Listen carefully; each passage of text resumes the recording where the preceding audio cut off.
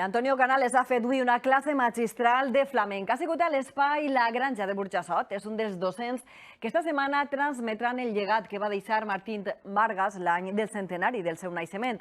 Canales va ser deixeble del bailaor de Vilamarxant i avui l'ha recordat emocionat davant les càmeres d'Apunt.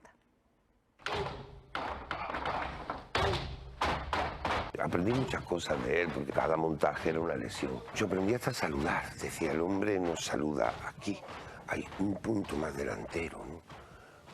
Me decía, el saludo es la mejor reverencia que le puedes hacer al mundo, a los que vienen a verte i paguen. És una de tantes lliçons que Antonio Canales aprengué del seu mestre, el valencià Martín Vargas. I avui és ell qui vol deixar empremta en estes joves que gratuïtament accedeixen a la seva classe magistral gràcies a l'Associació del Ballarí i l'Institut Valencià de Cultura. Unes jornades que tocaran esta setmana tots els pals del flamenc a Burjassot i que comptaran amb artistes que tenen un lligam especial amb el bailaor de Vilamarxant.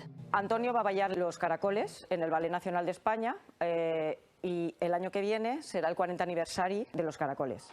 Me subieron a solista, pude ir a muchísimos sitios, casi 10 años viajando con Los Caracoles por el mundo entero. Me enseñó muchas cosas porque era un hombre muy puntilloso, perspicaz.